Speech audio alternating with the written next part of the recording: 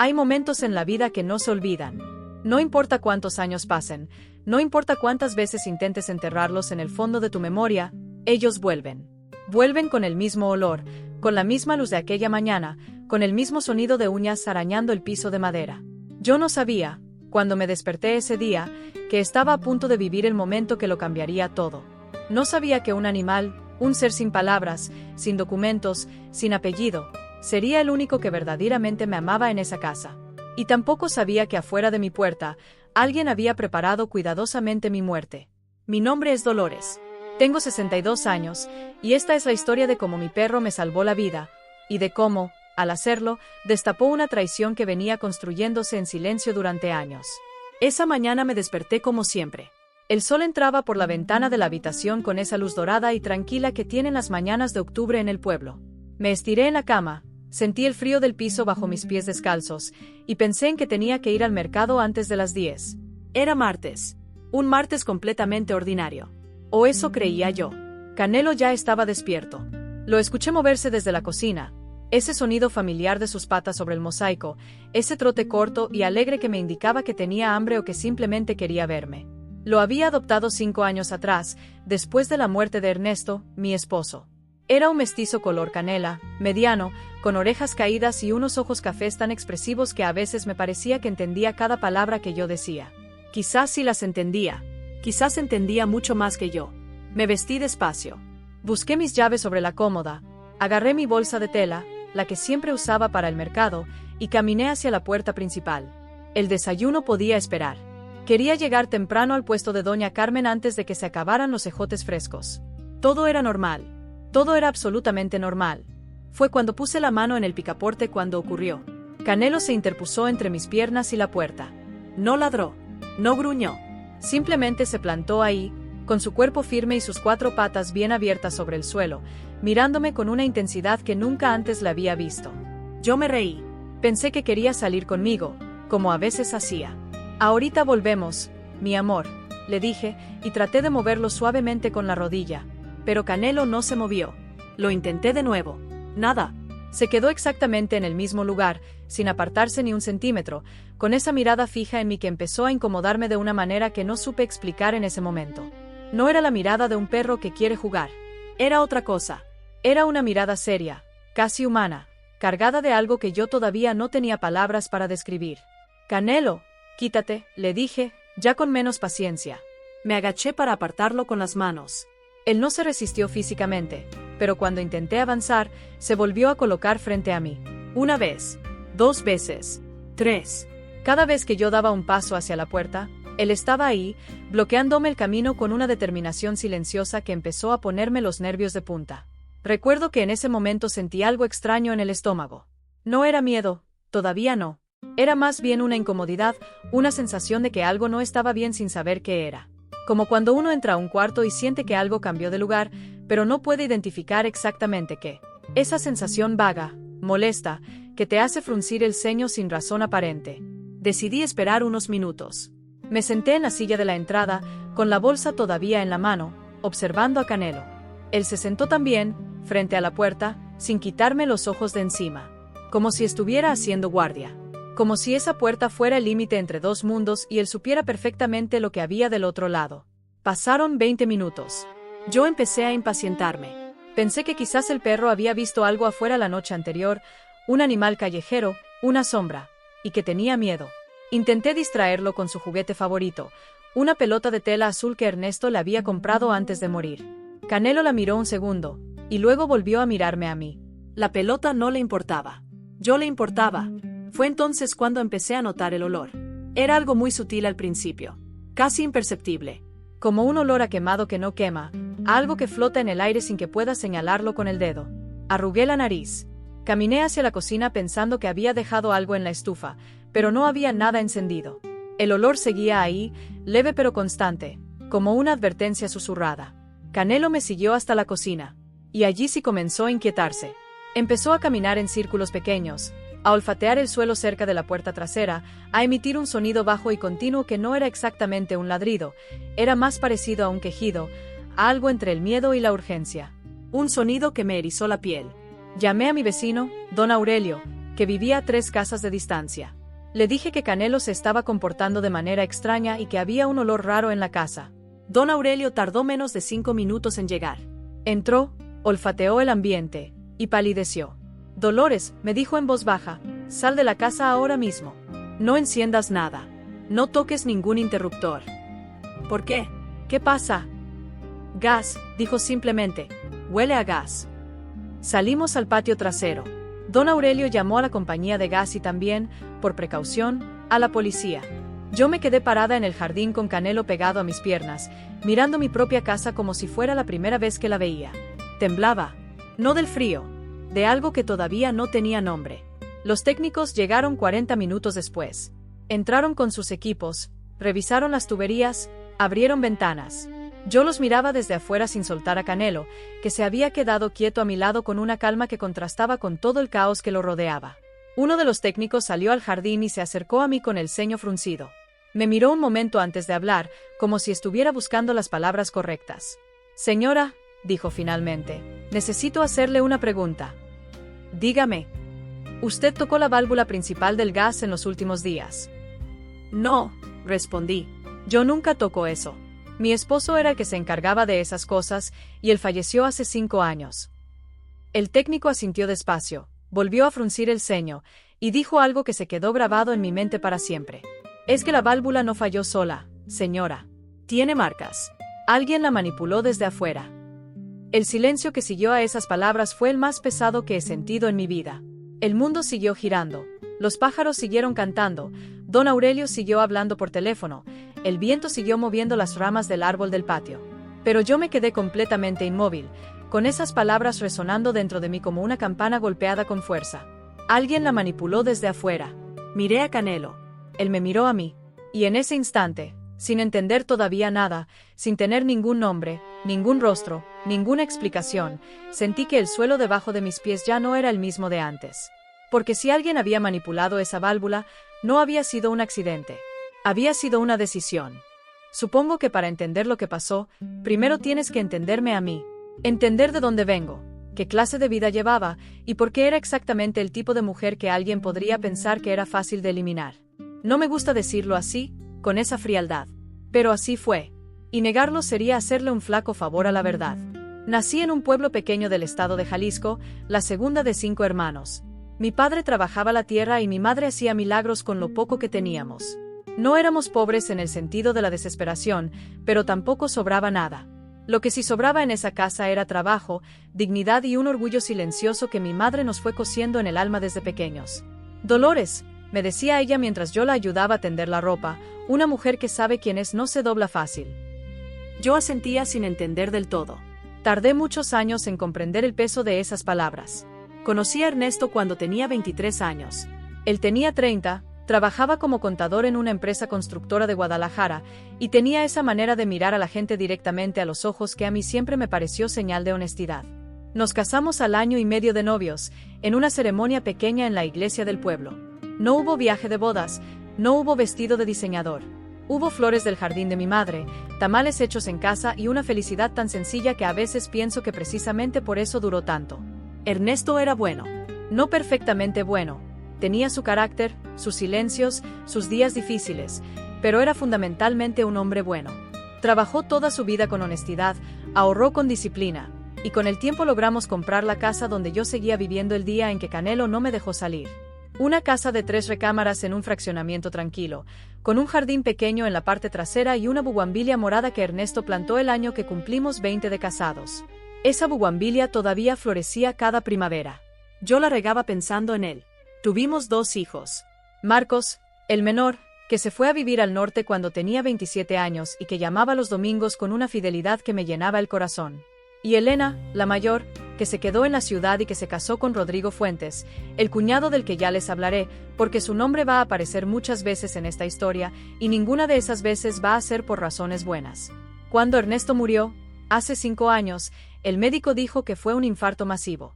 Rápido, silencioso, sin previo aviso. Ernesto se acostó una noche sintiéndose cansado, y a la mañana siguiente ya no despertó. Yo lo encontré en la cama con una expresión extrañamente serena, como si hubiera tenido un sueño muy tranquilo. El dolor que sentí en ese momento no tiene palabras en ningún idioma. Era como si alguien hubiera apagado una luz que llevaba 36 años iluminando mi vida. El duelo fue largo. No me voy a mentir, hubo meses en que apenas podía levantarme. Meses en que la casa se sentía tan grande y tan vacía que llegué a pensar que no iba a poder con ella. Fue en uno de esos meses cuando Canelo llegó a mi vida. Lo encontré una tarde lluviosa tirado en la banqueta frente a la panadería, flaco y asustado, con una pata lastimada. Lo llevé al veterinario, lo curé, lo traje a casa pensando que sería cosa de unos días mientras encontraba a alguien que se lo quedara. Eso fue hace 5 años. Nunca encontré a nadie. O más bien, nunca quise encontrar a nadie. Canelo llenó un espacio que yo no sabía que se podía llenar de esa manera. No reemplazó a Ernesto. Nada ni nadie podría hacer eso. Pero me devolvió algo esencial. La sensación de no estar completamente sola. De tener a alguien que me esperara, que se alegrara cuando yo llegaba, que se acurrucara a mis pies mientras yo leía. Es curioso cómo a veces la vida te manda exactamente lo que necesitas en el momento en que más lo necesitas. Yo no entendí ese mensaje hasta mucho después. Económicamente, la situación era estable pero no holgada. Ernesto había dejado una póliza de seguro de vida, una cuenta de ahorros modesta y, por supuesto, la casa. La casa era el bien más importante. 3 recámaras, jardín, en un fraccionamiento que con los años había ido ganando valor. No era una mansión, pero en el mercado actual valía bastante más de lo que habíamos pagado por ella. Y eso, como fui descubriendo poco a poco, era exactamente el problema. Porque cuando uno tiene algo de valor y vive solo, hay personas en el mundo que lo ven como una oportunidad. Elena y Rodrigo venían a visitarme con regularidad, o eso pensaba yo. Comidas del domingo, llamadas esporádicas, algún cumpleaños. Yo era una madre agradecida de tener a su hija cerca. Nunca vi las visitas como lo que realmente eran: inspecciones, inventarios, cálculos silenciosos hechos con sonrisa en la cara y plato en la mano mientras comía mi mole y elogiaban mi jardín. Rodrigo siempre me había parecido un hombre difícil de descifrar. Educado en las formas, distante en el fondo. De esos hombres que te miran pero nunca realmente te ven. Trabajaba en bienes raíces, compra, venta, gestión de propiedades, y siempre tenía en la boca algún término técnico, algún dato del mercado, alguna historia de un negocio que había cerrado. Yo lo escuchaba sin mucho interés. Nunca imaginé que esos conocimientos los estaba aplicando, en silencio, sobre mi propia casa. Los últimos meses antes del incidente del gas habían tenido algunas cosas raras que yo había decidido no darles importancia. Una tarde encontré unos papeles sobre mi escritorio que no reconocí, documentos con mi nombre, con la dirección de la casa, con números que no entendí. Le pregunté a Elena y ella me dijo que eran unos trámites que Rodrigo había iniciado para actualizar la escritura y que no me preocupara, que él lo estaba manejando. Yo asentí. Firmé donde me indicaron. Eso fue mi error más grande. Otra vez, una vecina me comentó que había visto a un hombre tomando fotos de mi casa desde la calle.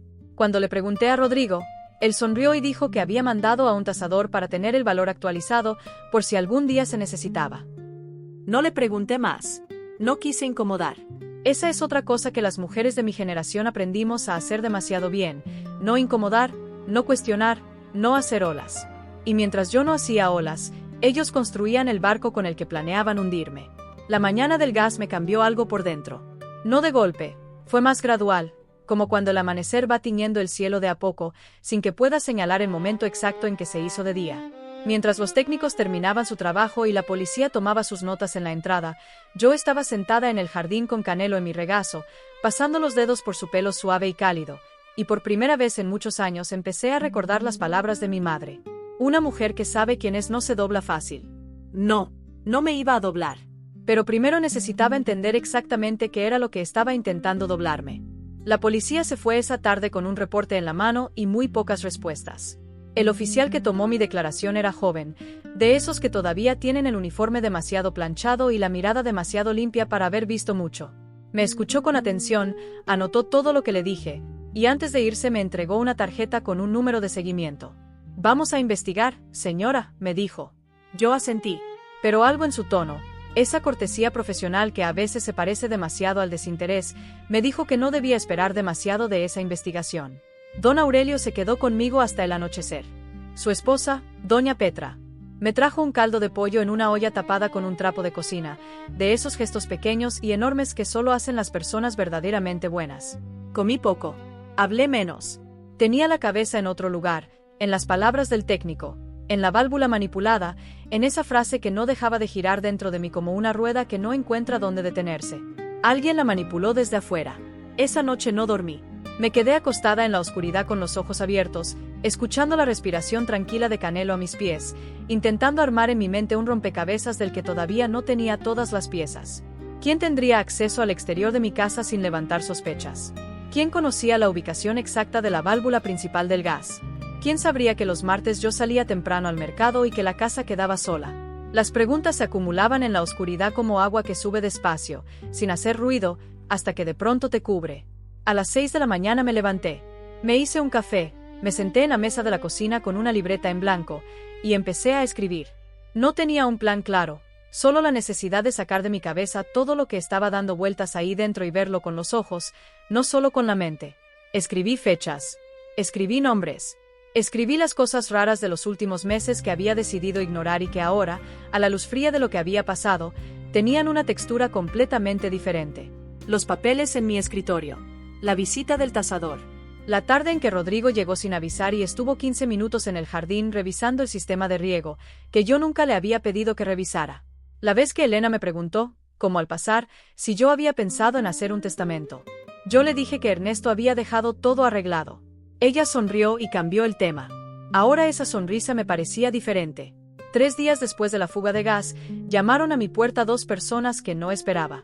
Uno era el inspector Garza, de la Unidad de Investigaciones de la Policía Municipal. El otro era una mujer de unos 45 años, cabello oscuro recogido en un chongo apretado, traje gris y una mirada directa que me inspiró confianza desde el primer segundo. Se presentó como la inspectora Vargas, de la Unidad Especializada en Delitos Patrimoniales. Me dijo que habían revisado el reporte del técnico y que había elementos que justificaban una investigación más profunda. Los hice pasar a la sala. Canelo los olfateó con calma. Señal, según yo siempre he creído, de que eran personas de fiar. Se sentaron en el sofá, aceptaron el café que les ofrecí, y la inspectora Vargas sacó una pequeña grabadora que colocó sobre la mesa con un gesto discreto y profesional. Señora Dolores, comenzó, ¿me podría decir si en los últimos meses alguien tuvo acceso a la parte exterior de su casa sin que usted estuviera presente? Pensé, y mientras pensaba, algo comenzó a acomodarse en mi mente con una claridad dolorosa. Mi yerno, dije. Rodrigo. Él viene seguido. A veces llega cuando yo estoy en misa o en el mercado y Elena le da la llave para que espere adentro. Hice una pausa. O afuera, supongo. La inspectora Vargas no cambió la expresión, pero vi cómo apuntaba algo en su libreta con una presión un poco mayor sobre el bolígrafo. Lo que me explicaron a continuación me tomó varios minutos procesar. Los técnicos de la compañía de gas habían documentado con fotografías el estado de la válvula principal. No era un deterioro natural, no era corrosión por el tiempo, no era un fallo del material. Era una manipulación deliberada y técnicamente precisa. Alguien que sabía exactamente lo que estaba haciendo había aflojado la válvula de una manera específica, suficiente para que el gas escapara lentamente durante horas, pero no tan obvia como para ser detectada a simple vista. Una fuga silenciosa. Una fuga calculada para acumularse en el interior de la casa mientras yo dormía y explotar en el momento en que yo encendiera la luz, la estufa, o simplemente el interruptor de la entrada al salir. El mundo se me fue por un segundo. Tuve que poner las manos sobre mis rodillas para no temblar visiblemente. Canelo, que estaba echado junto a mi sillón, levantó la cabeza y me miró. Siempre sabía. Siempre sabía. ¿Está usted diciéndome, pregunté despacio, que alguien preparó eso para que yo muriera? La inspectora Vargas me sostuvo la mirada sin parpadear. Estamos diciendo que hay elementos que apuntan en esa dirección, señora. Y que necesitamos su cooperación para investigar a fondo. Asentí. Respiré. Y en ese momento tomé una decisión que cambió el curso de todo lo que vino después. Decidí no tener miedo. O más bien, decidí que el miedo no iba a ser más grande que mi necesidad de saber la verdad. Porque si alguien había planeado matarme, tenía que haber una razón. Y esa razón, estaba segura, tenía que ver con la casa, con los papeles que había firmado sin leer, con todo lo que había estado pasando frente a mis ojos sin que yo quisiera verlo. Esa tarde, después de que los inspectores se fueron, llamé a Marcos. Mi hijo. El bueno, el honesto, el que vivía lejos pero que siempre contestaba. Le conté todo. Escuché su silencio al otro lado del teléfono, ese silencio denso, cargado, que solo hacen los hijos cuando escuchan algo que les parte el corazón y no saben cómo reaccionar. Luego escuché su voz, más grave de lo normal, diciéndome que iba a venir, que iba a tomar el primer autobús disponible. que no estuviera sola. No estoy sola, mijo, le dije, y miré a Canelo. Nunca he estado completamente sola. Esa noche, antes de dormir, fui al jardín con una linterna. Caminé despacio alrededor de la casa, iluminando cada rincón, cada esquina, cada centímetro del exterior que normalmente daba por sentado. Me detuve frente a la caja de la válvula del gas, ahora sellada con cinta amarilla de la policía. La miré en silencio. Intenté imaginar las manos que la habían tocado, la mente que había planeado ese momento, el corazón, si es que se le podía llamar así, que había decidido que mi vida valía menos que lo que pudieran obtener de mi casa. Y entonces noté algo que los técnicos y los policías no habían notado, o que quizás sí habían notado y no me habían dicho. En el suelo, justo debajo de la caja de la válvula, había una huella de zapato, marcada en el lodo seco que quedaba de las lluvias de la semana anterior. Una huella grande, de suela con dibujo geométrico. Una huella que yo había visto antes. Que yo había visto muchas veces antes. En los zapatos de Rodrigo. Me quedé inmóvil durante lo que me pareció una eternidad. El jardín estaba en silencio. Las estrellas estaban arriba, indiferentes y brillantes. Y yo estaba ahí parada, con una linterna en la mano y un frío que no era del clima subiéndome por la espalda, entendiendo por primera vez, con toda la claridad brutal y sin adornos de la verdad, que el hombre que se sentaba a mi mesa los domingos, que comía mi comida, que besaba en la mejilla a mi hija frente a mí, había ido a mi casa una noche a prepararme la muerte. Canelo salió al jardín detrás de mí. Se pegó a mis piernas y permaneció ahí, cálido y firme, mientras yo tomaba una foto de esa huella con mi celular y me prometía a mí misma que esa imagen no iba a desaparecer. Que nada de lo que había pasado iba a desaparecer sin consecuencias. Marcos llegó 2 días después, en un autobús de madrugada. Lo vi bajar con su mochila al hombro y esa manera de caminar que siempre me recordó tanto a Ernesto, directo, con la cabeza en alto, sin prisa pero sin pausa. Cuando me abrazó en la entrada de la casa, me permití llorar por primera vez desde que todo había comenzado. No mucho. No el llanto largo y desordenado que había estado reprimiendo, solo unas lágrimas rápidas y calientes que cayeron sobre su hombro mientras él me apretaba fuerte y me decía en voz baja que ya estaba aquí, que ya todo iba a estar bien. Canelo saltó a su alrededor con alegría genuina. Marcos siempre había sido su persona favorita después de mí. Esa misma noche nos sentamos a la mesa de la cocina con la libreta que yo había llenado de notas, 2 tazas de café y la foto de la huella ampliada en la pantalla de mi celular. Marcos la miró durante un buen rato sin decir nada. Luego cerró los ojos, apretó la mandíbula, y cuando los volvió a abrir había algo nuevo en su expresión, una determinación tranquila que me recordó a mi madre. A esa serenidad que no es resignación sino concentración, la de alguien que acaba de decidir que no se va a mover hasta resolver el problema. Cuéntame todo desde el principio, mamá, dijo. Todo, sin quitarle nada. Y así lo hice. Empecé por los papeles que había firmado meses atrás. Los busqué en el cajón donde guardaba los documentos importantes, facturas, escrituras, recibos médicos, y los saqué con cuidado, como si fueran algo frágil o peligroso, que en cierta medida eran las 2 cosas. Los puse sobre la mesa y los miré con Marcos a mi lado. Esta vez sin la prisa con que los había firmado, sin la confianza ciega con que había asumido que eran lo que Elena me había dicho que eran. No eran una actualización de escritura. Marcos tardó menos de 10 minutos en leerlos. Era contador, igual que su padre, y tenía esa capacidad de leer documentos legales y financieros con una velocidad y una claridad que a mí siempre me había parecido casi mágica. Lo vi fruncir el ceño. Lo vi volver a una página, releerla, pasar a la siguiente. Lo vi detenerse en un párrafo específico y quedarse ahí, con el dedo sobre el papel, en un silencio que se fue poniendo más pesado con cada segundo. Mamá, dijo finalmente, sin levantar la vista del documento, ¿tú sabes lo que firmaste aquí? Elena me dijo que era para actualizar la escritura. Marcos levantó los ojos hacia mí. En ellos había una mezcla de furia contenida y dolor que me costó sostener. Esto no es una actualización de escritura. Esto es un poder notarial amplio. Le estás dando a Rodrigo autorización legal para realizar operaciones sobre la propiedad en tu nombre. Compra, venta, hipoteca. Hizo una pausa breve. Todo. El café se me enfrió en la taza sin que yo lo tocara. Esa noche no dormimos hasta las 3 de la madrugada.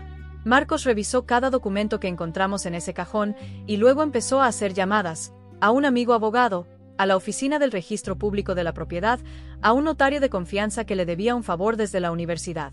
Lo que fue descubriendo en esas llamadas, una detrás de la otra, fue armando frente a nosotros un cuadro que yo no quería ver pero que ya no podía ignorar. El poder notarial había sido firmado ante un notario. El notario se llamaba licenciado Fuentes. No era un apellido desconocido para mí, era el mismo apellido que cargaba Rodrigo. Eran primos. Primos que, según empezamos a descubrir, llevaban años trabajando juntos en operaciones de compraventa de propiedades en la región.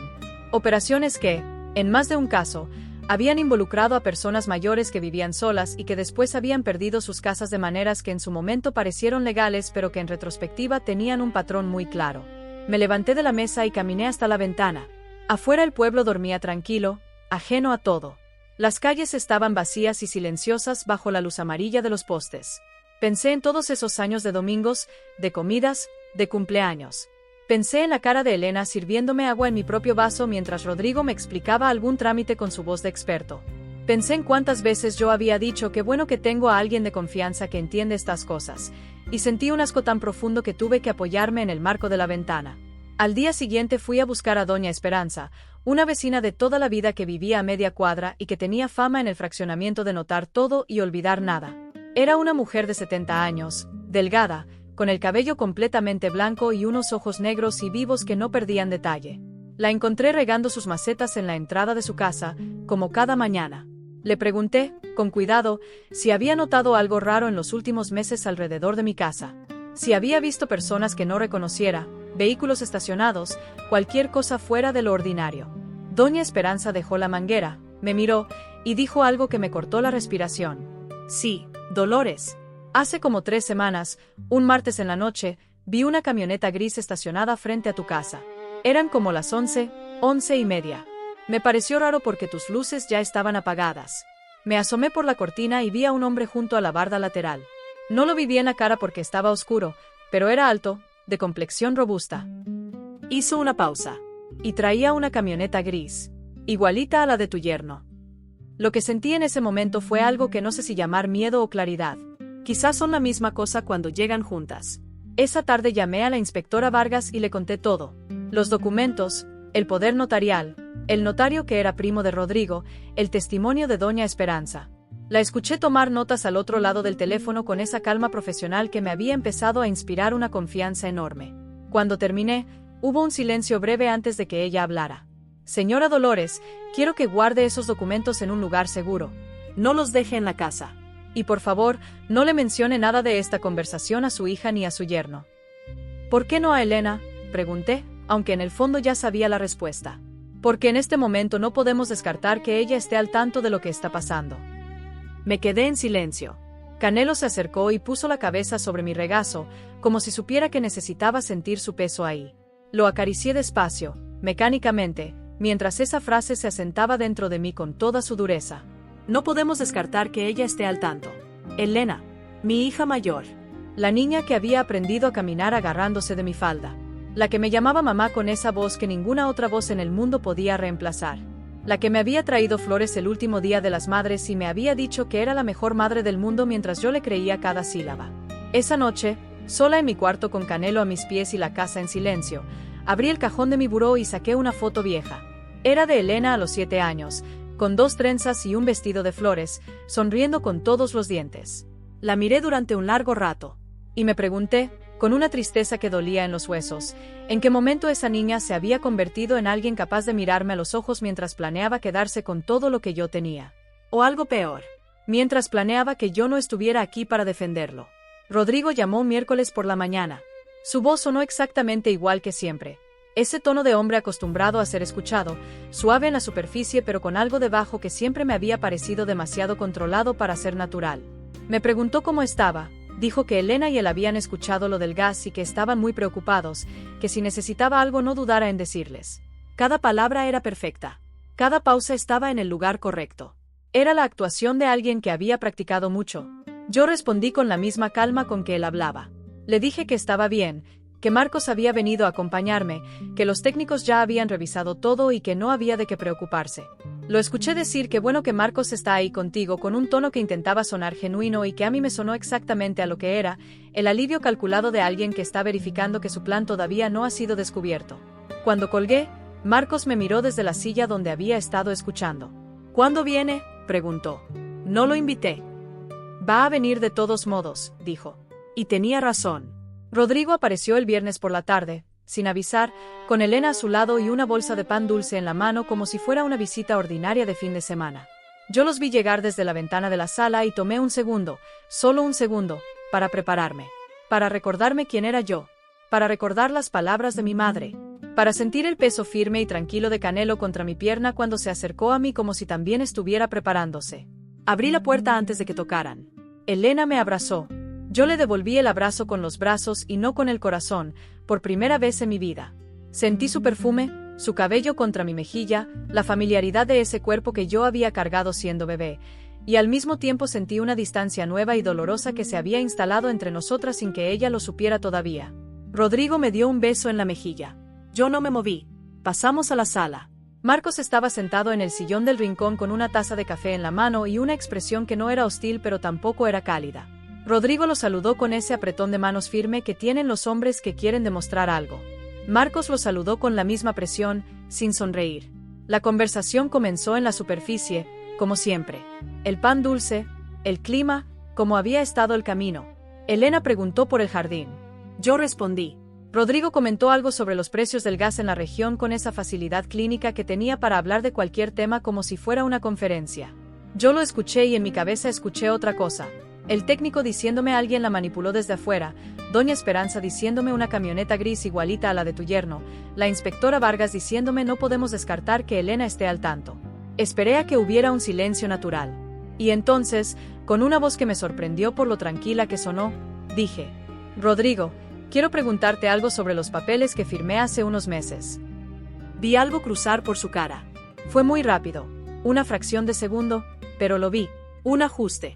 Como cuando alguien está conduciendo y de pronto aparece un obstáculo en el camino y tienen que calcular a toda velocidad cómo sortearlo sin que se note el movimiento del volante. Luego sonrió. Claro, Dolores. ¿Qué quieres saber? Quiero saber exactamente qué firmé. Con mis palabras, no con términos legales. Elena intervino antes de que Rodrigo pudiera responder. Su voz tenía una ligereza exagerada, de esas que se usan cuando se quiere hacer parecer pequeño algo que no lo es. Mamá, ya te expliqué. Son trámites para tener la escritura al día. Rodrigo lo hace con todas las propiedades de sus clientes, es un procedimiento estándar. No te pregunté a ti, Elena, dije. Lo dije con suavidad pero sin retroceder. Le pregunté a él. Silencio. Un silencio breve pero cargado, de esos que dicen más que cualquier respuesta. Elena me miró con algo en los ojos que no supe descifrar del todo. ¿Sorpresa? ¿Incomodidad? ¿Miedo? Rodrigo siguió sonriendo, pero la sonrisa ya no le llegaba a los ojos. Es un poder notarial de administración, dijo finalmente. Para poder hacer gestiones en tu nombre si en algún momento tú no pudieras hacerlas. Es algo que los hijos hacen para proteger a sus padres cuando llegan a cierta edad. Nada más. ¿Y el notario que lo firmó es tu primo? Pregunté. Esta vez el silencio fue más largo. Marcos dejó su taza de café sobre la mesa con un sonido seco y preciso que retumbó en el silencio de la sala como una declaración. Canelo, que había estado echado en el rincón, levantó la cabeza y miró a Rodrigo con esa fijeza tranquila que los perros tienen cuando algo en el ambiente cambia. Es un profesional calificado, respondió Rodrigo. Su voz había perdido un grado de calidez. Solo uno, pero suficiente para notarlo.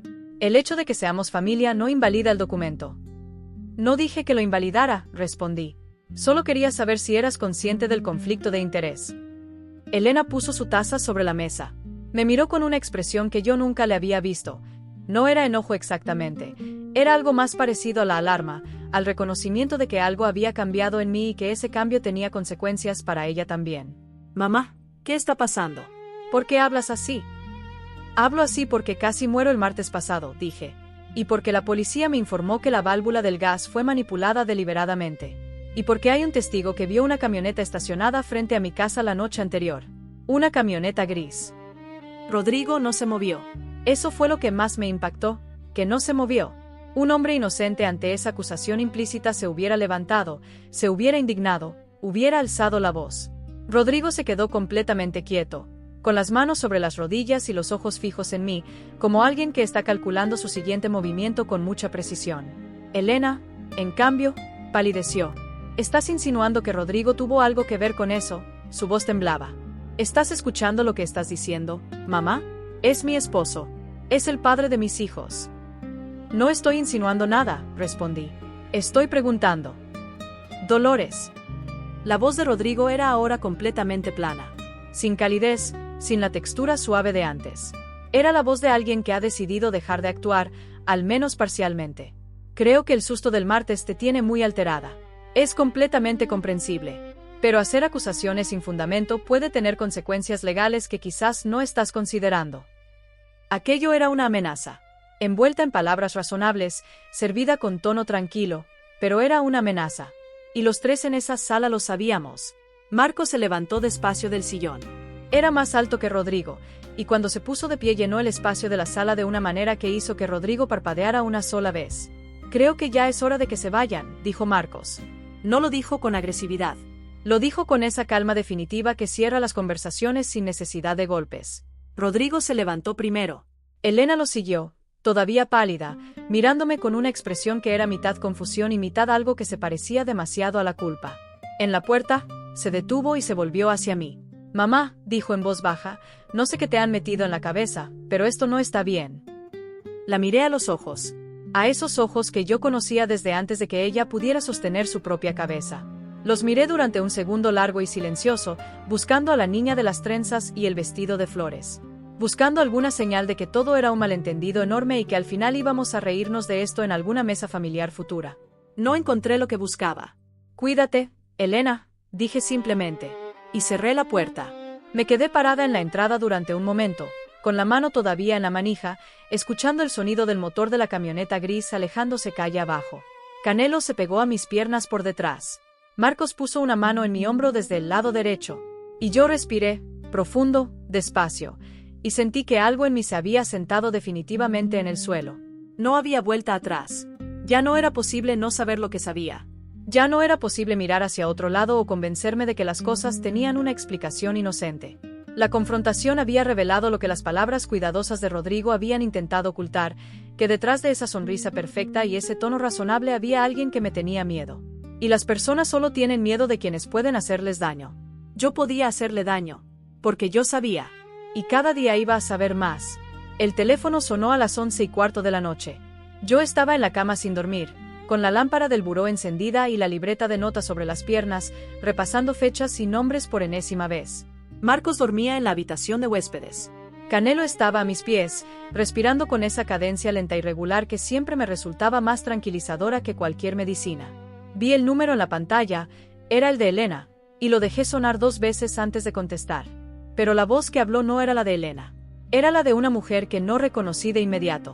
Una voz joven, tensa, hablando en un susurro apresurado como si tuviera muy poco tiempo y necesitara usarlo bien. Me dijo su nombre, Gabriela, y tardé unos segundos en ubicarla. Era la asistente de Rodrigo en su oficina de bienes raíces. La había visto un par de veces en eventos familiares, siempre en segundo plano, siempre con esa discreción de quien observa más de lo que habla. Nunca habíamos cruzado más de un saludo.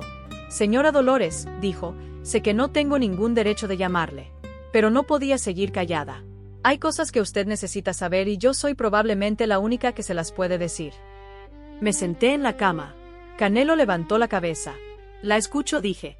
Lo que Gabriela me contó en los siguientes 20 minutos fue como recibir un balde de agua helada en la cara, no de golpe sino gota a gota, con una precisión que hacía que cada revelación tuviera tiempo de asentarse antes de que llegara la siguiente.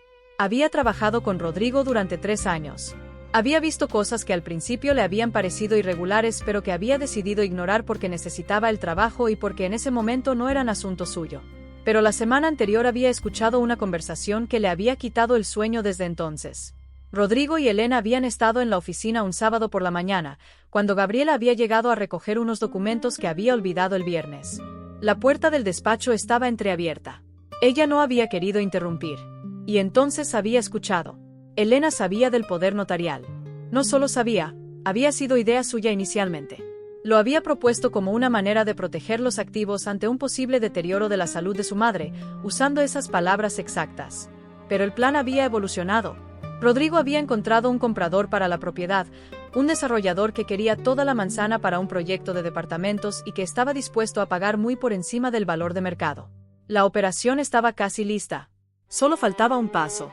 Que yo no estuviera aquí para impugnarla. Me quedé en silencio durante tanto tiempo que Gabriela preguntó si seguía en la línea. «Sigo aquí», dije. Mi voz sonó extraña, como si viniera de muy lejos. «Señora», Yo sé que esto es muy difícil de escuchar. Y entiendo si no me cree. Pero puedo demostrar lo que le estoy diciendo. Tengo copias de correos electrónicos entre Rodrigo y el comprador. Tengo un contrato de promesa de compraventa ya firmado por Rodrigo usando el poder notarial.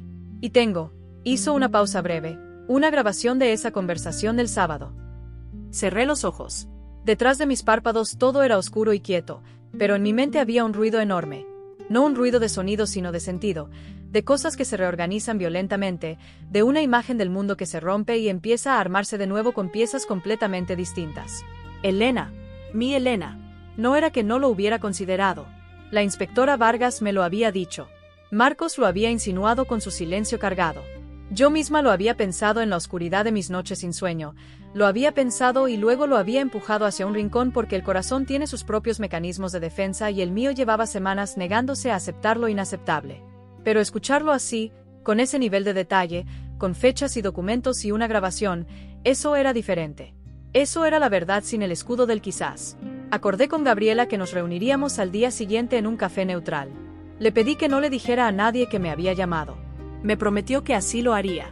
Cuando colgué, el teléfono se quedó en mi mano como un objeto desconocido, pesado y frío, y me quedé mirando la pared de mi habitación durante un tiempo que no supe medir.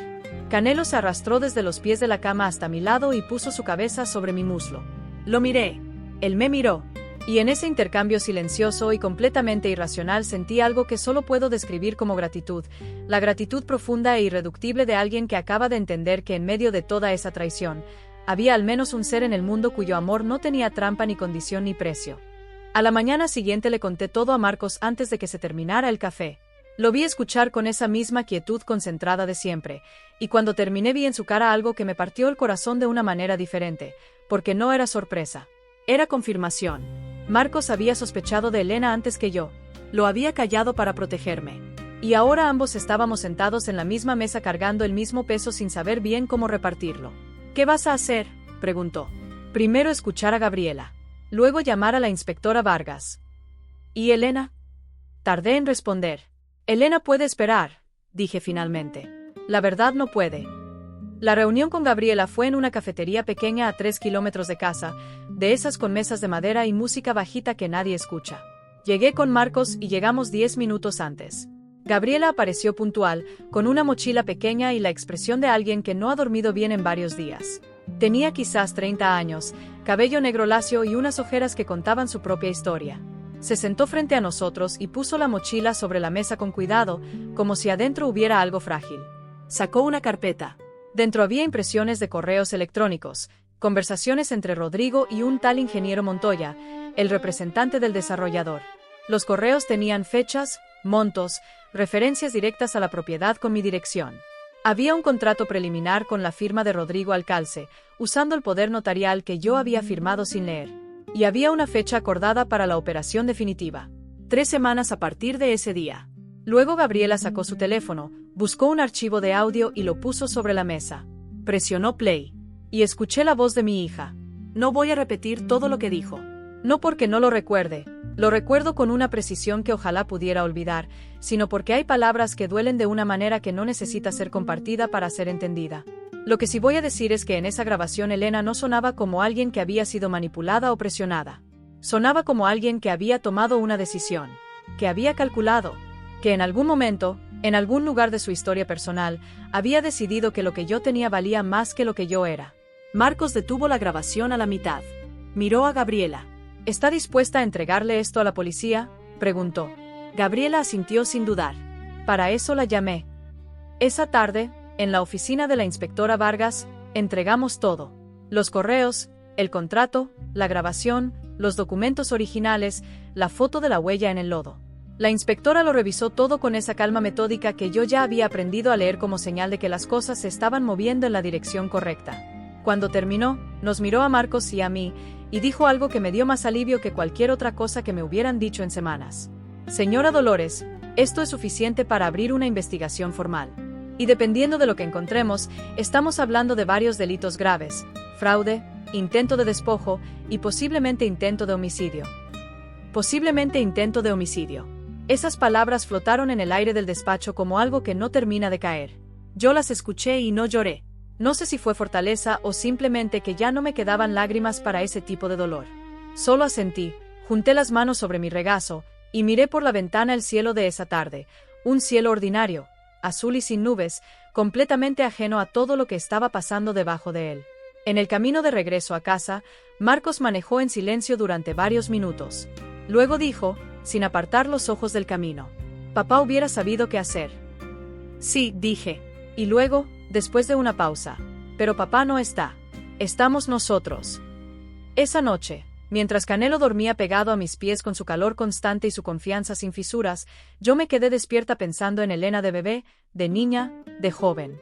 Recorrí cada versión de ella que guardaba en la memoria buscando el momento exacto, la grieta, la desviación, en que algo había cambiado. No lo encontré. Quizás nunca lo encuentre. Quizás hay personas en cuyo interior suceden cosas que no dejan señales visibles hasta que ya es demasiado tarde para verlas venir. O quizás las señales siempre estuvieron ahí y yo simplemente preferí no verlas porque el amor de madre es también, a veces, una forma de ceguera. Fueron 4 días de una calma tensa y extraña, de esas calmas que no descansan sino que acumulan. La inspectora Vargas había pedido discreción absoluta mientras la investigación avanzaba. No llamadas a Elena, no contacto con Rodrigo, no cambios visibles en la rutina que pudieran alertarlos de que las cosas se estaban moviendo en su contra. Yo tenía que seguir siendo, hacia afuera, la misma Dolores de siempre, la señora mayor que vivía sola con su perro y que quizás estaba un poco alterada por el susto del gas, pero que no representaba ningún peligro real para nadie. Era la actuación más difícil de mi vida. Marcos se quedó. No lo discutimos, simplemente una mañana amaneció en la cocina haciendo café y ninguno de los dos mencionó que se fuera.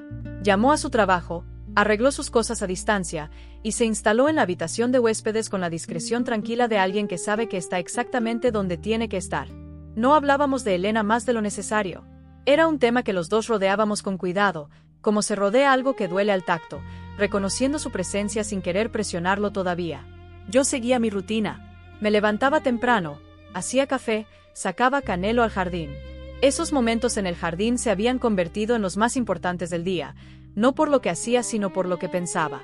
Había algo en el aire de la mañana, en la luz oblicua que entraba por encima de la barda y pintaba el pasto de dorado, que me ayudaba a ordenar la mente, a poner cada cosa en su lugar, a recordar que había sobrevivido cosas difíciles antes y que esta, por más grande que se sintiera, tampoco me iba a doblar.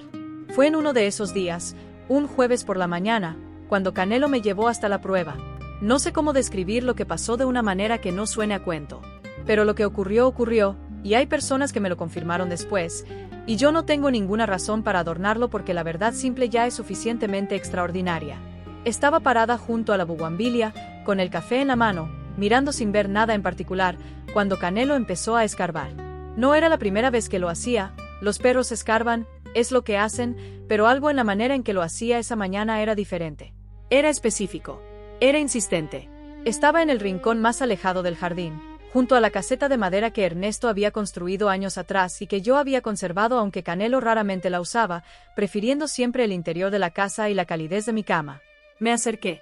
Canelo escarbó con más energía. La tierra en ese rincón era más suelta de lo que debería, no como tierra que siempre ha estado así, sino como tierra que fue removida hace no mucho tiempo y que todavía no se ha compactado del todo. Me arrodillé junto a él. Metí los dedos en la tierra fría y húmeda. Y a unos 20 centímetros de profundidad, mis dedos tocaron algo que no era tierra. Era plástico. Saqué la bolsa con cuidado. Era una bolsa zip de las grandes, de las que se usan para guardar ropa en el armario, sellada con cinta adhesiva alrededor de todo el borde. Estaba sucia de tierra pero intacta. La sostuve en las manos durante un momento, mirándola sin abrirla, sintiendo su peso moderado y misterioso, mientras Canelo se sentaba a mi lado con esa expresión de misión cumplida que solo tienen los perros cuando han hecho exactamente lo que necesitaban hacer. Llamé a Marcos a gritos desde el jardín. Abrimos la bolsa en la mesa de la cocina, con guantes de látex que Marcos había comprado días antes por precaución, una precaución que en ese momento me había parecido exagerada y que ahora agradecí profundamente. El contenido se desplegó sobre la mesa como un secreto que llevaba mucho tiempo esperando ser encontrado. Había 3 cosas dentro. La primera era un fajo de documentos doblados. Eran fotocopias de contratos de compraventa de propiedades, varios de ellos, con fechas que se extendían a lo largo de los últimos 8 años. En todos aparecía el nombre del licenciado Fuentes como notario certificante. En varios aparecía el nombre de Rodrigo como intermediario. y en 2 de ellos aparecían los nombres de personas mayores, una señora de apellido Gutiérrez y un señor de apellido Peñalosa, que habían transferido sus propiedades bajo circunstancias que, leyendo entre líneas de los documentos, no parecían del todo voluntarias. La segunda cosa era una memoria USB negra, pequeña, del tipo que se compra en cualquier papelería. No podíamos abrirla ahí. Necesitábamos verificar que no tuviera nada que pudiera dañarse con una apertura descuidada, pero su sola presencia sobre la mesa tenía un peso enorme. La tercera cosa era la que me quitó el aire completamente. Era un sobre de papel manila, sellado, con mi nombre escrito a mano en el frente. La letra era de Ernesto.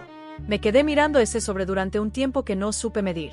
Marco se quedó quieto a mi lado, respetando ese silencio, entendiendo que había algo en ese momento que era solo mío. Toqué las letras con la yema del dedo, esa letra redonda y firme que había reconocido en miles de notas, listas del mercado, tarjetas de cumpleaños a lo largo de 36 años de matrimonio. Era inconfundible. Era él. Abrí el sobre con manos que no temblaban, aunque creo que deberían haberlo hecho. Adentro había una carta. 3 páginas escritas a mano, con fecha de hacía casi 6 años, varios meses antes de la muerte de Ernesto. La letra era más irregular de lo que yo recordaba, más apresurada, como si hubiera sido escrita con urgencia o con miedo.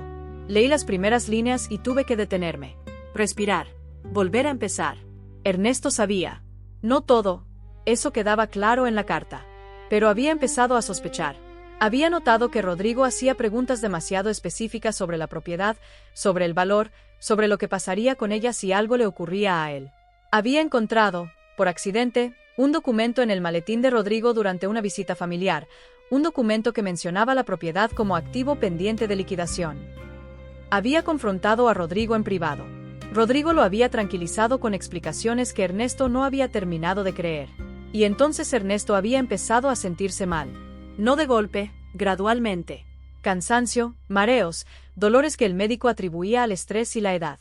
Ernesto no era hipocondríaco ni miedoso, pero en esas semanas había empezado a preguntarse cosas que nunca antes se había preguntado. Y en esa carta me las estaba diciendo a mí. Me estaba diciendo que si algo le pasaba, que si algún día yo leía esa carta, que no asumiera que había sido natural. Que preguntara.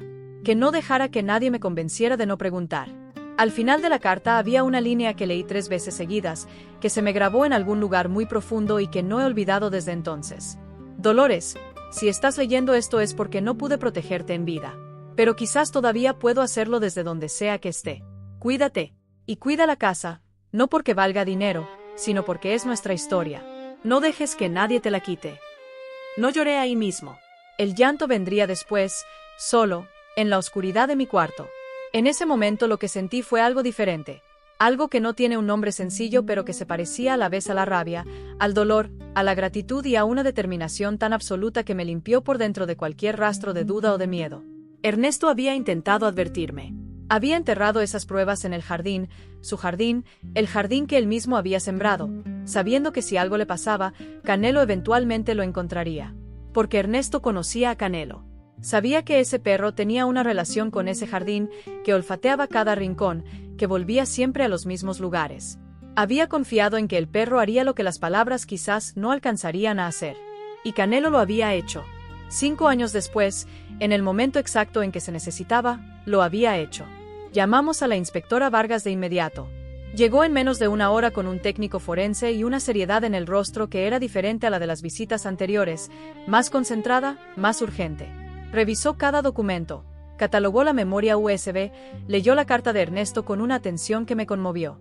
Cuando terminó, levantó los ojos hacia mí con una expresión que mezclaba la profesionalidad con algo más humano. Señora Dolores, dijo, esto cambia la dimensión de la investigación completamente. Si lo que su esposo sugiere en esta carta tiene fundamento, ya no estamos hablando solo de fraude inmobiliario. Hizo una pausa. Vamos a necesitar solicitar la revisión del expediente médico de su esposo y posiblemente una exhumación. La palabra cayó en la sala como una piedra en agua quieta. Exhumación. Marcos exhaló lentamente a mi lado. Yo asentí, una sola vez, con toda la entereza que pude reunir. Haga lo que tenga que hacer, dije. Yo necesito saber la verdad. Toda la verdad. Esa noche, después de que todos se fueron y la casa quedó en silencio, salí al jardín una vez más. Me paré junto a la caseta de Canelo, junto al hoyo que él había escarbado esa mañana y que la tarde había llenado de nuevo con tierra suelta. Canelo estaba a mi lado, sentado, mirando el mismo punto que yo miraba. Le hablé a Ernesto. No sé si los muertos escuchan, no soy tan ingenua ni tan mística como para afirmarlo. Pero le hablé de todos modos, en voz baja, en ese jardín que él había plantado y que yo había cuidado durante 5 años sin saber que guardaba sus últimas palabras. Le dije que lo había encontrado, que no iba a dejar pasar nada, que la casa iba a seguir siendo nuestra historia, como él había pedido, y que Canelo, como siempre, había hecho exactamente lo que tenía que hacer. La memoria USB tardó 2 días en ser procesada por el equipo forense. 2 días en los que yo me moví por la casa como en cámara lenta, haciendo las cosas de siempre. El café, el jardín, las comidas, pero con una parte de la mente permanentemente anclada en ese pequeño objeto negro que ahora estaba en manos de la inspectora Vargas y que yo sentía, con una certeza que no sabía explicar, que iba a cambiar todo lo que ya sabíamos de una manera que todavía no podía imaginar. La 4ª carpeta de la memoria USB era la que Ernesto había preparado específicamente para ese momento. Eran pruebas que él había recopilado en las semanas anteriores a su muerte, fotografías de documentos, capturas de pantalla de mensajes, una grabación de audio de 30 segundos en la que se escuchaba la voz del licenciado Fuentes hablando por teléfono de la propiedad en términos que no dejaban lugar a interpretaciones inocentes.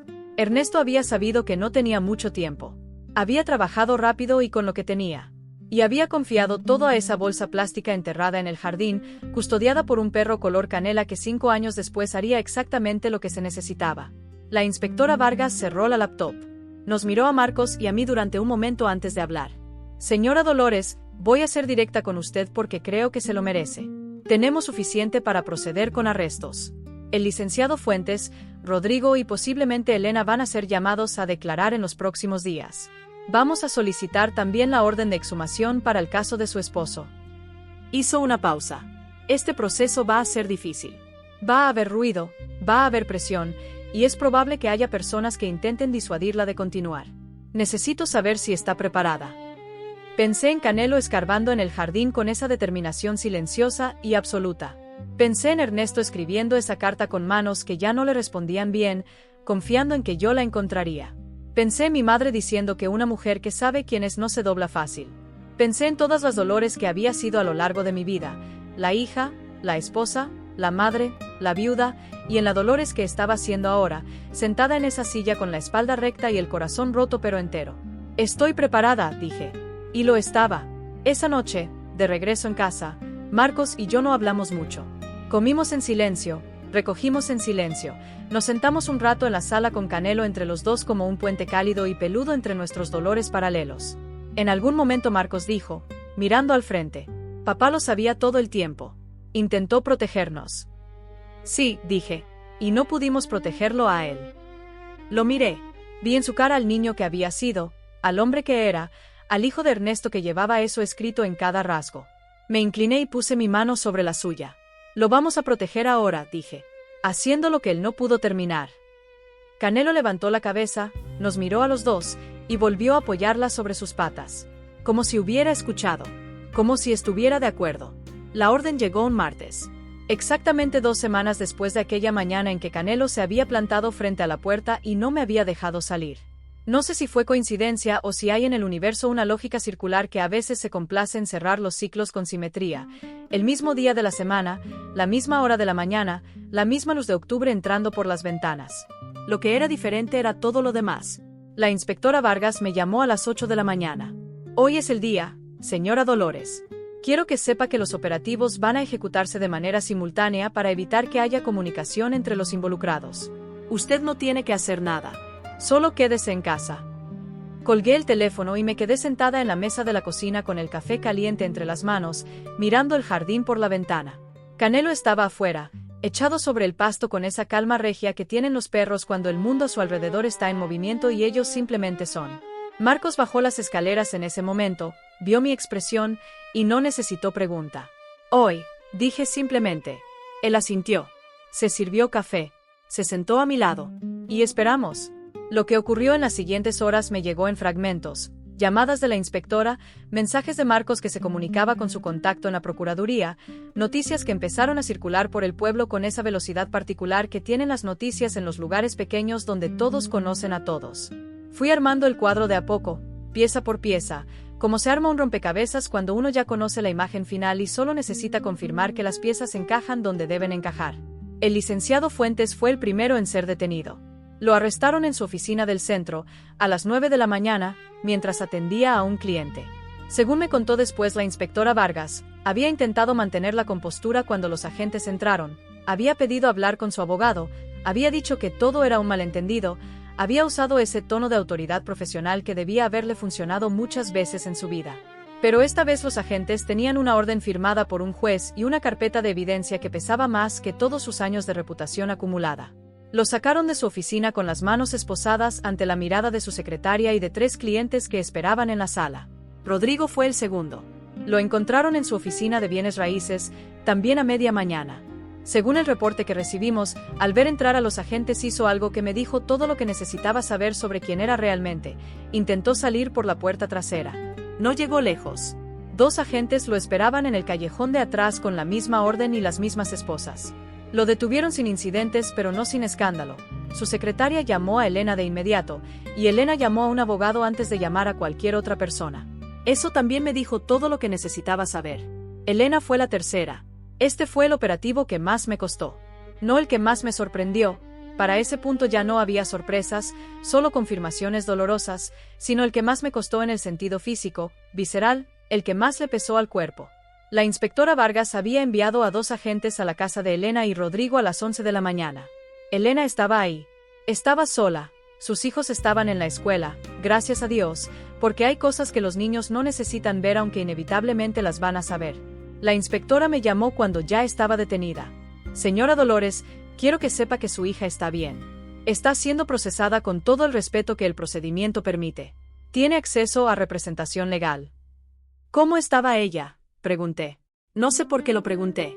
Supongo que las madres siempre preguntan eso, incluso cuando la respuesta no cambia nada. Hubo una pausa breve antes de que la inspectora respondiera. Estaba llorando, dijo.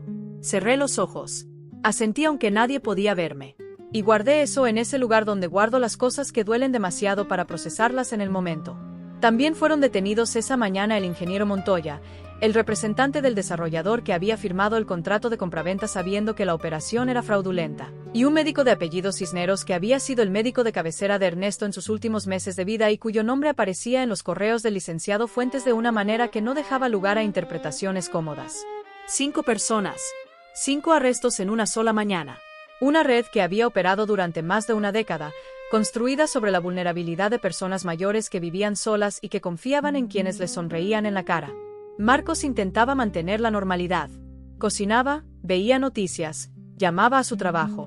Pero yo lo veía revisar el teléfono cada hora, lo veía mirar hacia la puerta cuando pasaba un coche por la calle, lo veía cargar esa tensión silenciosa en los hombros que los hijos heredan de sus madres sin darse cuenta. Éramos 2 personas esperando en el mismo silencio, cada una desde su propio miedo, cada una desde su propio amor. Canelo dormía más de lo normal esos días, como si hubiera gastado algo importante en el jardín y necesitara recuperarlo. Lo miraba dormir y pensaba en Ernesto, en sus manos enterrando esa bolsa en la oscuridad, en su mente calculando que el perro recordaría, en su corazón despidiéndose de una manera que yo no había sabido leer a tiempo. Esos pensamientos me llegaban de noche principalmente, cuando todo estaba quieto y no había nada que los detuviera. La llamada de la inspectora Vargas llegó el sábado por la mañana, temprano. ¿Puede venir a la oficina, señora Dolores? Necesito mostrarle algo en persona. Llegamos en media hora. La oficina de la inspectora tenía esa luz artificial y ese olor a papel y café viejo que tienen todos los lugares donde la gente trabaja con verdades difíciles. Nos recibió en la puerta. Nos hizo pasar a una sala pequeña con una mesa, 4 sillas y una laptop abierta sobre el centro. Su expresión era la más seria que le había visto, y en ese punto ya le había visto expresiones bastante serias. Se sentó frente a nosotros, giró la laptop para que pudiéramos ver la pantalla, y comenzó. La memoria USB contenía 4 carpetas. La primera tenía documentos escaneados, contratos, poderes notariales, actas de transferencia de propiedad, correspondientes a 7 casos diferentes a lo largo de los últimos 12 años. 7 propiedades, 7 familias, 7 personas mayores que habían perdido sus casas de maneras que en su momento habían parecido transacciones legales pero que, vistas juntas, formaban un patrón inconfundible y metódico. En todos los casos había 2 nombres constantes. Rodrigo como intermediario de la operación. y el licenciado Fuentes como notario certificante. Pero el licenciado Fuentes no era simplemente el notario. La segunda carpeta lo dejaba clarísimo. Era una serie de correos electrónicos, respaldados, archivados, con metadatos que los hacían prácticamente imposibles de falsificar, que documentaban la comunicación entre el licenciado Fuentes y Rodrigo a lo largo de años.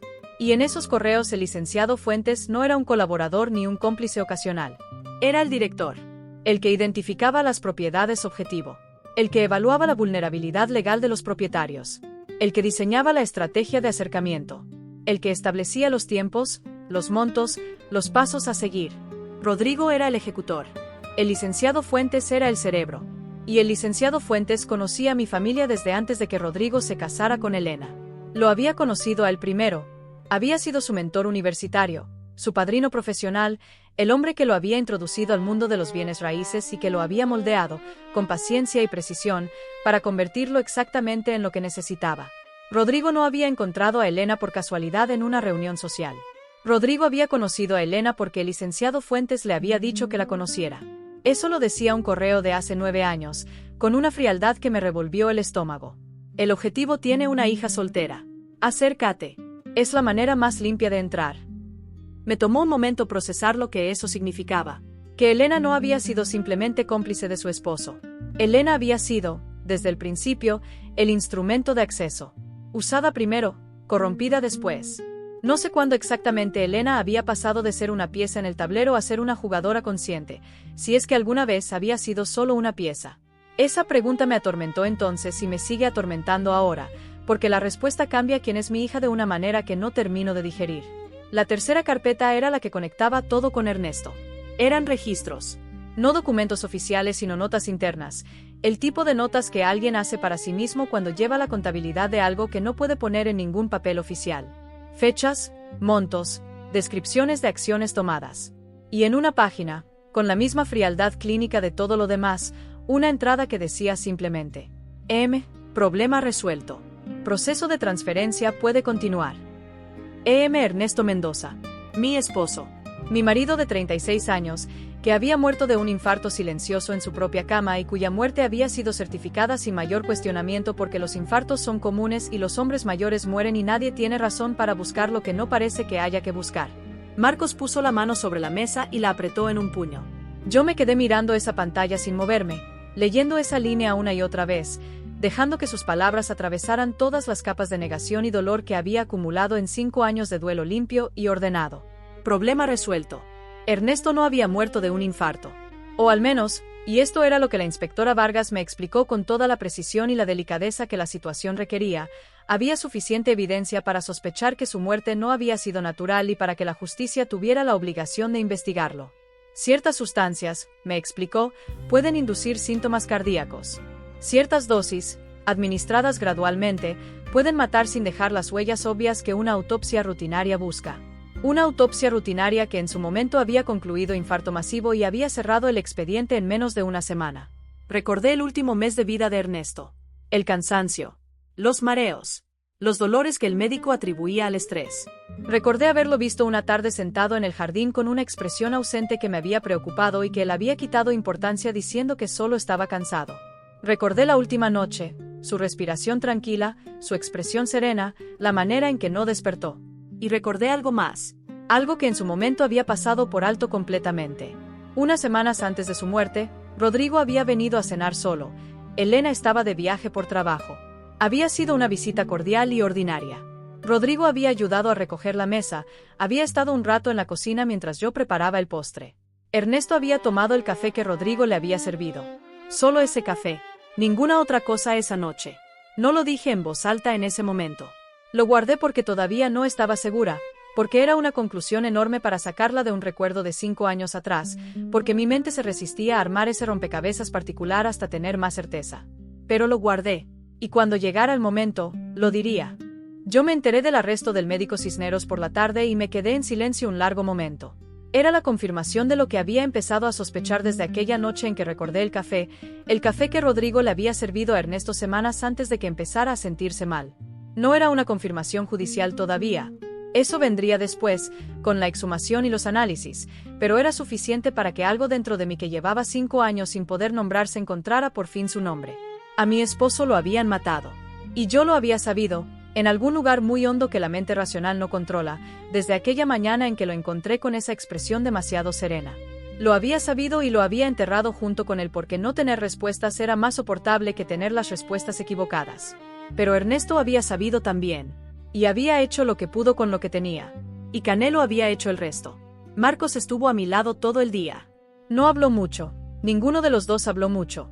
Pero su presencia era un ancla, algo sólido a lo que asirme mientras el día avanzaba y las noticias llegaban y el mundo que yo había conocido seguía desarmándose y rearmándose en una forma nueva que todavía no tenía contornos claros. A media tarde, cuando ya los arrestos estaban consumados y la inspectora Vargas había pasado por la casa para darme un resumen personal de lo ocurrido, me senté en el jardín con Canelo. Me senté en el escalón de la entrada trasera, el mismo desde el que Ernesto solía tomarse el café de las mañanas cuando el tiempo lo permitía. Canelo se acomodó entre mis piernas con su peso familiar y tranquilo. La bugambilia estaba florecida, morada y exuberante, cayendo sobre la barda en cascadas que el viento de octubre movía con suavidad. La misma bugambilia que Ernesto había plantado. La misma que yo había regado durante 5 años pensando en él sin saber que él también, a su manera, me había estado cuidando desde ese jardín. Pensé en los otros. En la señora Gutiérrez y el señor Peñalosa cuyos nombres había visto en los documentos. En todas las personas mayores que habían perdido sus casas, su historia, su seguridad, su presente y su futuro, a manos de una red que los había visto como blancos y no como seres humanos.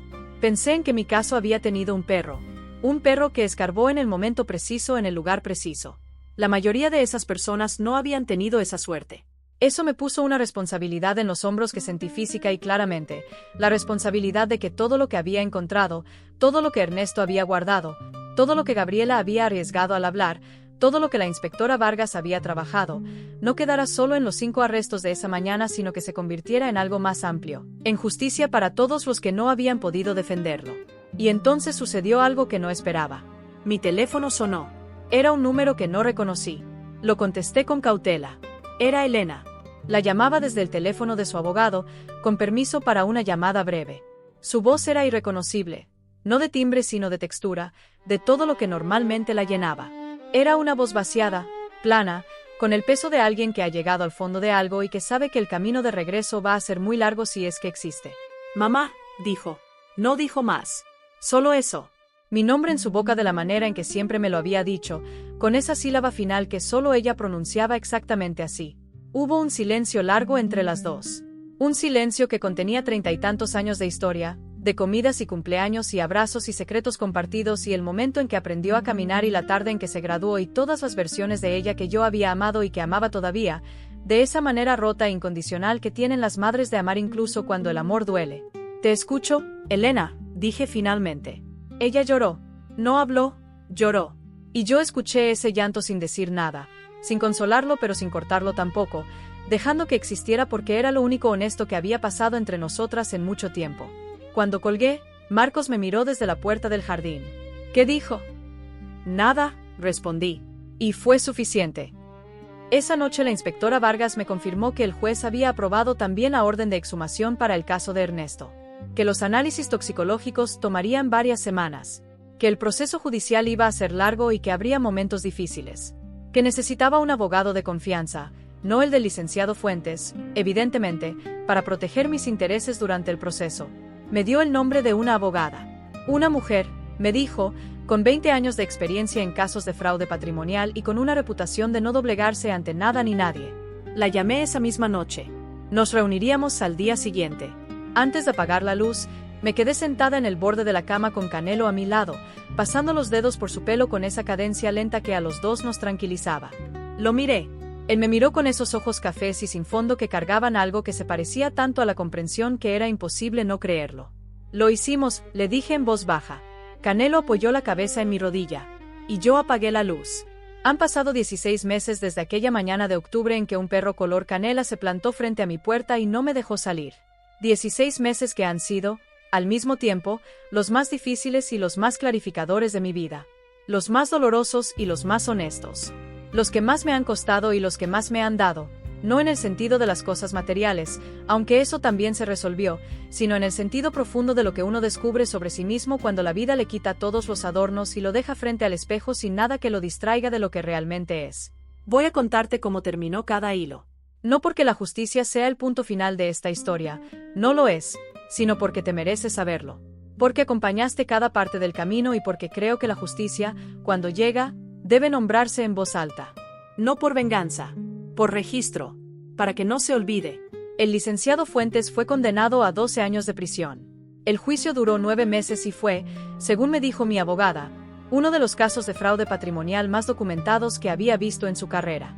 La memoria USB de Ernesto resultó ser una pieza de evidencia extraordinaria, meticulosamente organizada, técnicamente irreprochable, preparada por un hombre que había sido contador toda su vida y que sabía exactamente qué clase de pruebas tendrían peso ante un juez.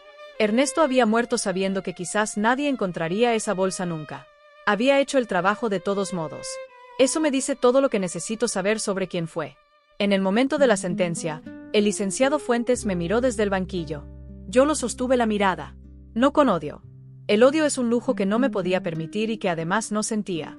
Lo miré con esa serenidad que dan los años y la certeza de haber hecho lo correcto, y luego aparté los ojos porque su cara ya no me importaba. Rodrigo recibió 10 años. Su abogado intentó construir una defensa basada en que él era simplemente un ejecutor de instrucciones, que el licenciado Fuentes era quien diseñaba todo y que él solo cumplía órdenes. El juez no lo consideró atenuante suficiente. Ejecutar el daño con conocimiento pleno de sus consecuencias es participar del daño. Eso dijo el juez en su resolución, con una claridad que me pareció hermosa en su sencillez. El médico Cisneros recibió 8 años. Los análisis toxicológicos de la exhumación de Ernesto confirmaron la presencia de una sustancia que en dosis graduales y sostenidas puede inducir fallo cardíaco sin dejar rastros obvios en una autopsia básica. Eso fue lo más difícil de escuchar de todo el proceso. Más difícil que cualquier documento, que cualquier grabación, que cualquier declaración. Porque confirmar que Ernesto fue asesinado no me dio paz, me dio verdad, que es diferente. La paz tuvo que construirse después, lentamente, sobre esa verdad. El ingeniero Montoya recibió una condena menor por complicidad y fue obligado a pagar una compensación económica. La operación de compraventa fue anulada completamente. La casa sigue siendo mía. La bugambilia sigue floreciendo cada primavera. El caso de Elena fue el más complicado de todos, en todos los sentidos, legalmente y personalmente.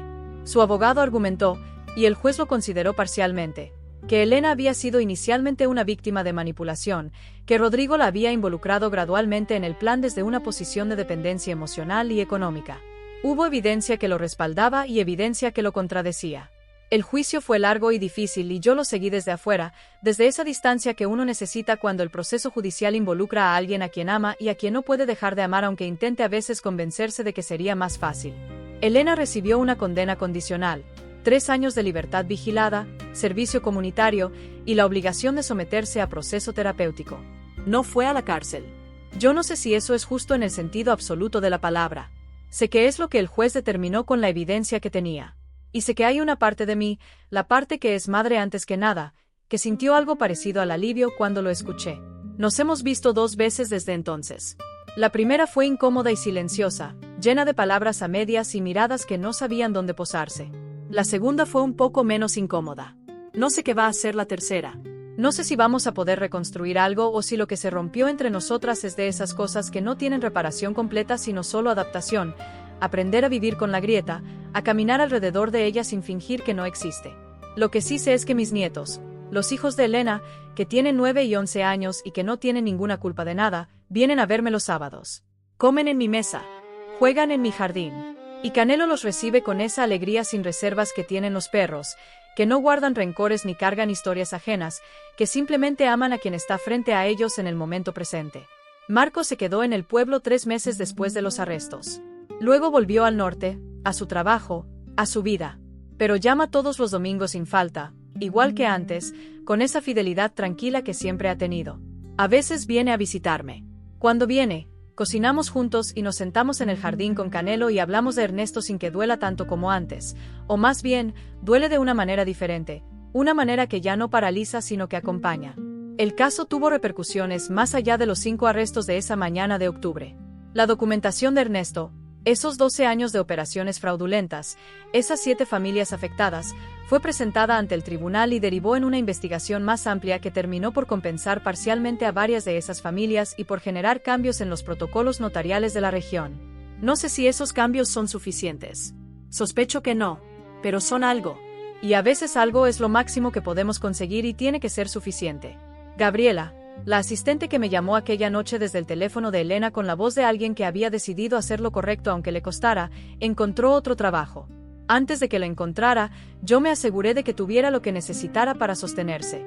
No fue un pago ni una transacción, fue gratitud en la forma concreta y práctica en que la gratitud tiene que expresarse a veces para no quedarse solo en palabras.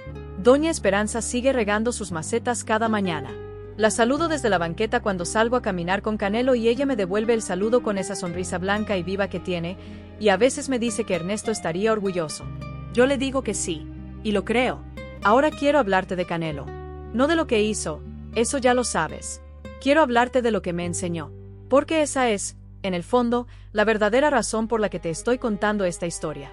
No por los arrestos, ni por los documentos, ni por la justicia que llegó aunque tardó demasiado, sino por lo que un perro mestizo de orejas caídas y ojos cafés me enseñó sobre la vida en el momento en que más lo necesitaba.